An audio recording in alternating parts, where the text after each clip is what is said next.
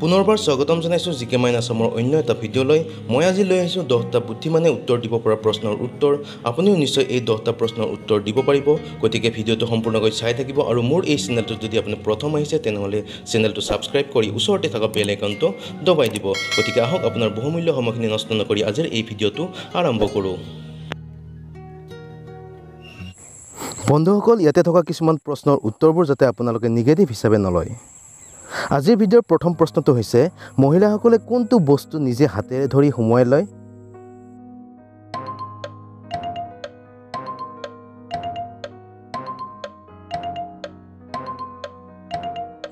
ইয়াৰ শুদ্ধ উত্তৰটো হৈছে কাণফুলি। 2 নম্বৰ প্ৰশ্নটো হৈছে, আপোনাৰ পত্নীৰ ওচৰত সদায় কোনোবাই চিটি বজায় কিন্তু আপুনি একো নকয়, কিয় কওকচোন?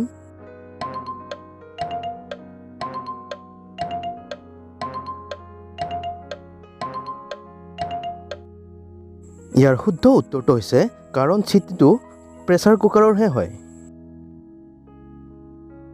3 নম্বৰ প্ৰশ্নটো হৈছে, কি বস্তু পানীত দিলে গৰম হৈ যায়?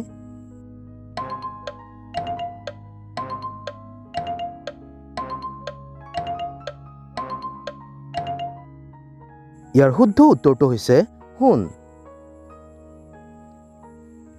4 নম্বৰ প্ৰশ্নটো হৈছে, এইটো কি যিটো খৰচ কৰিলে বাঢ়ি যায়?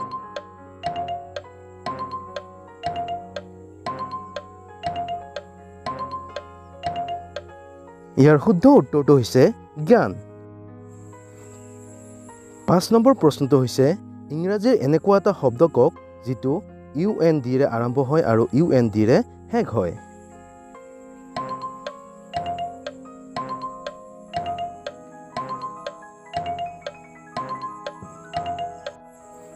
ইয়াৰ শুদ্ধ উত্তৰটো হৈছে আণ্ডাৰগ্ৰাউণ্ড। 6 নম্বৰ প্ৰশ্নটো হৈছে, এইটো কি বস্তু যিটো ছোৱালীসকলে কেৱল মোটা আৰু দীঘলহে পচন্দ কৰে?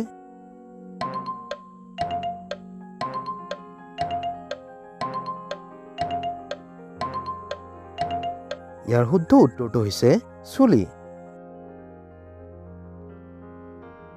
7 নম্বৰ প্ৰশ্নটো হৈছে, এইটো কি বস্তু যিটো কাটো, পিছো আৰু ভগাই লওঁ কিন্তু আমি নাখাওঁ?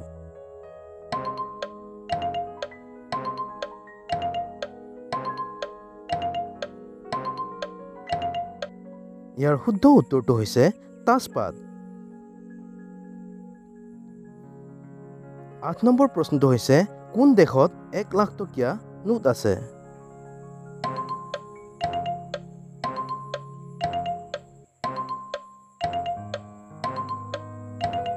ইয়াৰ শুদ্ধ উত্তৰটো হৈছে ইণ্ডোনেছিয়াত। 9 নম্বৰ প্ৰশ্নটো হৈছে, নীল সাগৰত যদি এটা ৰঙা শিল দলিয়াই দিয়া হয় কি হ'ব বাৰু? আপুনি অলপ ভাবি চাওকচোন। ইয়াৰ শুদ্ধ উত্তৰটো হ'বগৈ নিশ্চয় শিলটো তিতি ডুব যাব, নহয় জানো? আজিৰ ভিডিঅ'ৰ অন্তিম অৰ্থাৎ 10 নম্বৰ প্ৰশ্নটো হৈছে, ছোৱালীসকলৰ দুখন ভৰিৰ মাজত কি আছে? আপুনি নিগেটিভটো নাভাবিব, সদায় পজিটিভটো চিন্তা কৰক। ইয়াৰ শুদ্ধ উত্তৰটো হ'বগৈ আঁঠু। গতিকে আজিলৈ ইমানেই। আৰু এটা ভিডিঅ'লৈ আপোনালোকৰ ওচৰলৈ অহাৰ প্ৰতিশ্ৰুতিৰে আজিলৈ ধন্যবাদ।